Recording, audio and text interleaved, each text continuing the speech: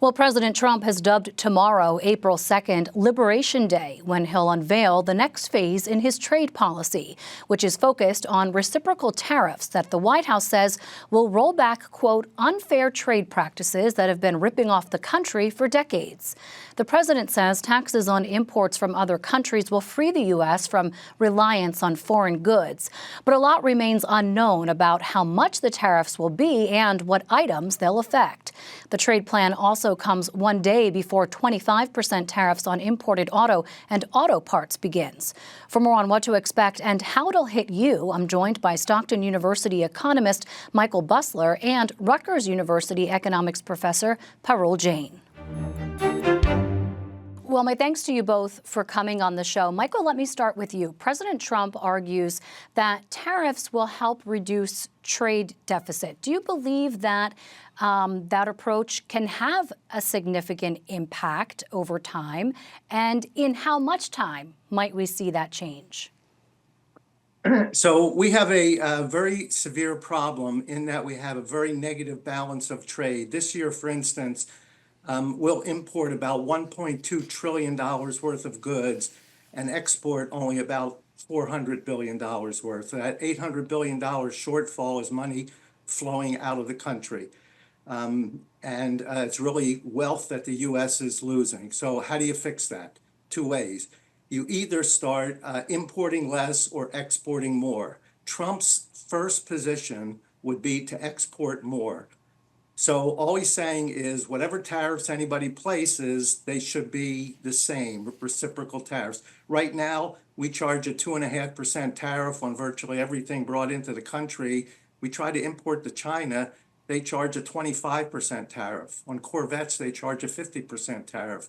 The European Union, we let them bring their cars in here at a 2.5% tariff. They charge a 10% tariff, and then they have this value-added tax that adds even more to it. India, Harley-Davidson has a big market in India. India placed a 100% tariff on Harley-Davidson motorcycles. So what did Harley do? They went over to India to build a plant. So by placing these tariffs, and I'm not sure all of these are going to go into effect, this is a negotiating point. Some will, especially the ones on China. But on some of our more favorable trading partners, I have a feeling a deal will be made and you won't see all these tariffs going into effect. Parul, let me get you in on the conversation. How do you see it? I mean, what Michael is saying is that essentially it's driven these folks out, and that these reciprocal tariffs have sort of already been there. They've already been there, and as a matter of fact, we've been doing pretty well with them. So if the idea is to try and improve the deficit, which is not that substantial to begin with. I mean, take a look at the numbers which you just quoted. It's still less than 5% of U.S. GDP.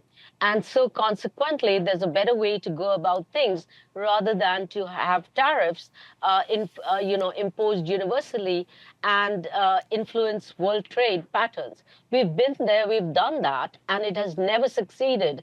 I hark back to the Smoot-Hawley tariffs of the 1930s, and in which case the volume of world trade just shrank. So leave alone improving the world the U.S. deficits, what we're going to be having is a much more weaker economy and a weaker global economy on account of this. Parul, let me stay with you on that, though. Do tariffs, though, play a role in encouraging more domestic production and then, in return, also creating more jobs in the U.S.? Is there not a role there?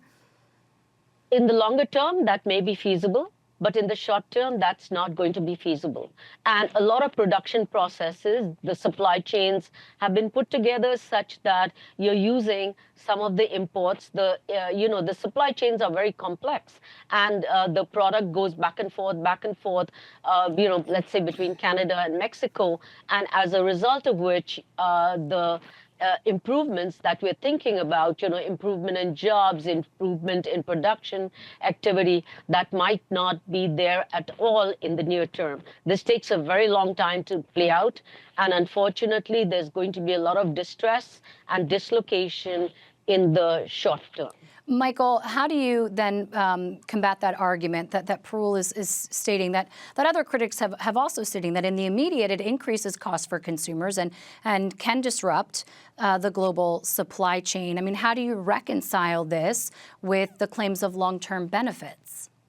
So Trump doesn't want to convene a committee, a bipartisan committee, negotiate this, negotiate that, and let years go by. He wants to fix it today.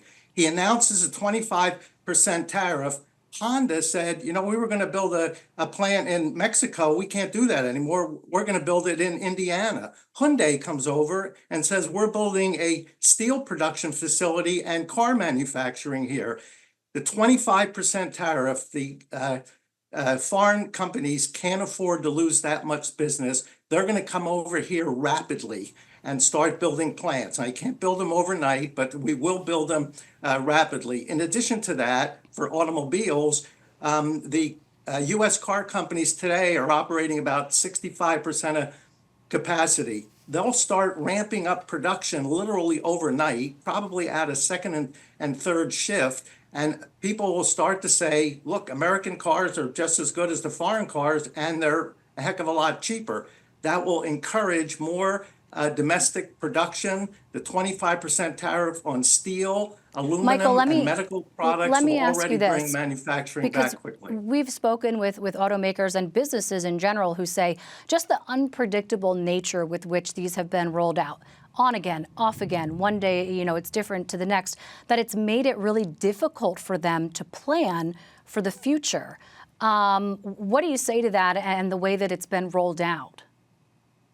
So nothing is etched in stone here. President Trump is a business person first. He understands how to negotiate. Instead of waiting a long time to get these people to agree to anything, what a business person does, you have a reluctant trading partner, is create a sense of urgency.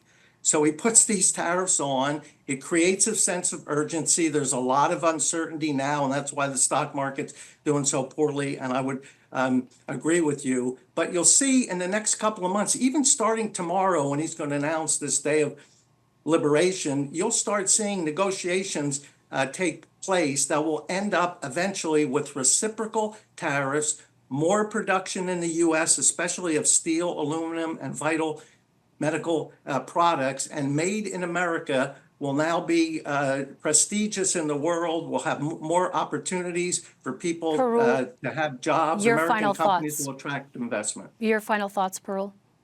I think, you know, a lot of what Michael is saying is a little too far-fetched for me. The immediate impact and the numbers that I'm seeing are indicative that immediately we're going to get a whack to GDP growth in the United States. We're going to see much higher rates of inflation. And the numbers that I'm seeing from the administration, you know, we're going to get $600 billion a year amounting to, you know, over 10 years. So we're going to be $6 trillion you know, in the government coffers. Where is that money coming from? It's coming from U.S. consumers. You know, so this is a tax. This is protectionism. Does the U.S. need it? Are there better avenues to negotiate fairer trading conditions? Sure, but this is just like a big whack on everybody, and all of us, including Michael himself, is going to be the recipient of that additional tariff. Michael, I'll just give you a quick chance to respond, and then we got to end it there. She's correct. The tariff is a tax, adds to the cost of the product, and will have some upward pressure on price. However, President Trump is going to vastly increase the supply of energy. He says he'll cut energy prices in half by the end of the year. Any negative impacts on inflation from these tariffs will be more than offset by the reduction in energy prices. Energy accounts for 7% of the CPI directly, and indirectly nearly 30%. A year from now, you'll see American factories up and running again, and the inflation rate will be back down to where it was when Trump left office last time, 1.4%. All right, have to leave it there. Michael Busler, Parul Jain, great insight. Thank you both for the conversation.